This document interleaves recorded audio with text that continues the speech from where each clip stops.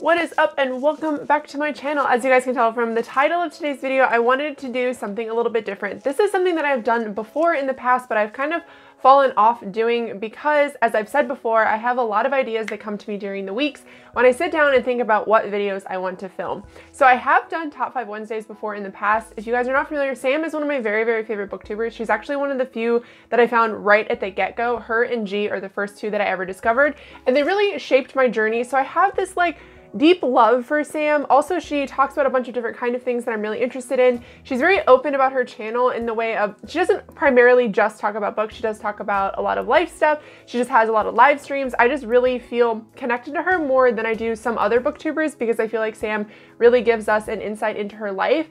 Now, all of that aside, that long explanation, today is Top 5 Wednesday. I really wanted to film one this week. I think I'm going to try to do them all throughout the month of December because I'm really actually excited for the prompts. Now, the prompts are a bit different because this is the December month. This is the month of giving. So today's prompts is 5 books that you really, really want to receive if you are a gift giver. Now, I'm not saying this in the sense of I want anybody to send these to me. I'd be happy to receive them from friends or family.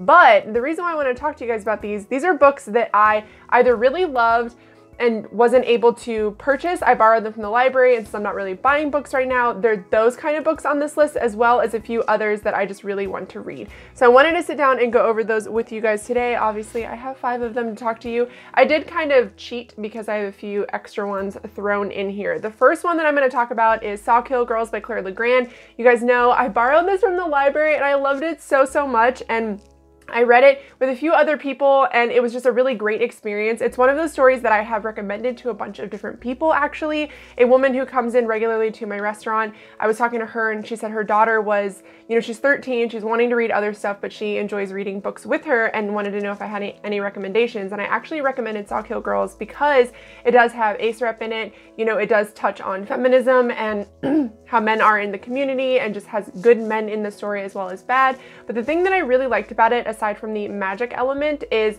that the girls are really supposed to hate each other. They're really supposed to dislike each other. They're supposed to fight.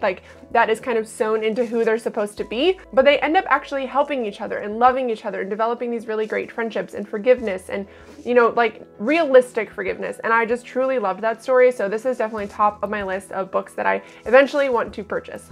The next one I have here is another book that I borrowed from the library that I fell absolutely in love with. If you guys saw the wrap up that included this, you'll know what I'm talking about. But that would be The Drive by Jane Harper. I adored this book. So this is a book that follows our main character, Aaron Falk. He is a detective, but he works for the FBI in the money laundering portion of the FBI. So he's not really a detective that you would imagine.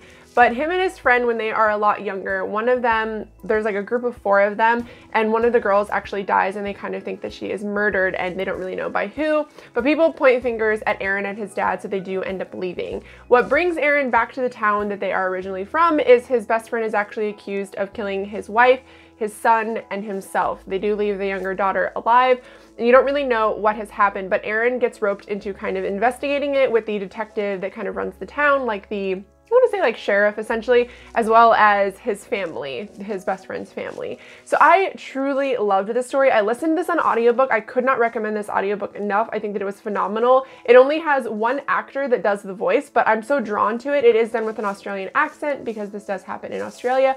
But I truly love this book. I ended up giving it 5 stars. I couldn't find a flaw with it other than the ending. Wasn't predictable, but when it happened, I wasn't as shocked as I thought it was going to be, but it was still a great book. And if you're looking for more of a thriller recommendation, I would definitely go with that if you have not read it. The next one I have on here is a book that I know very little about, but it'd be The Great Alone by Kristen Hanna. This is a book that I know takes place in Alaska, and I know has something to do with military vets, and it has to do with being kind of detached from everybody. Now, the reason why I really want to read this and why I've kind of avoided spoilers is because, as you guys know, I grew up in Alaska, and I do like that as a setting. And I really wanted to read this because I do also have a military vet family, essentially, both my dads, my stepdad, my birth dad, my grandpa, both my grandpas, my husband, my father-in-law, everybody has pretty much been in the military. Both my brother-in-law has as well.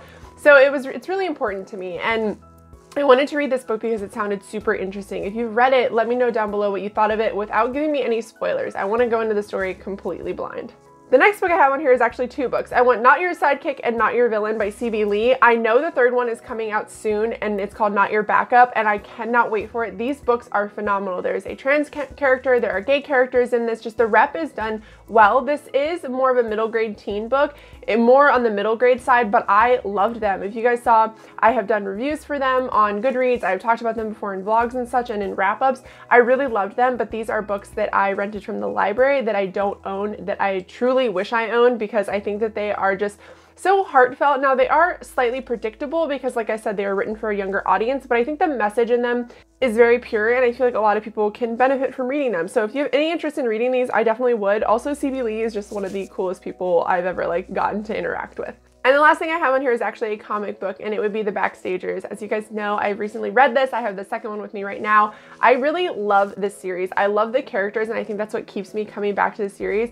It's still really enjoyable, even if the characters weren't that strong. The story is really interesting. It follows a group of guys in an all-boys school who are the stagehands, essentially, for the musical and theater productions of their school. But the difference is there is a back door in the underground, backstage that they have where they kind of hang out, that leads to essentially portals to different dimensions, and it's really interesting. The first one left off on a really big cliffhanger, and I do have the second one, and I've been really gnawing at the bit to read it, but I just haven't gotten around to it yet. But it's just really good. There is a group that goes missing in the 80s, and I think that kind of plays into the second one.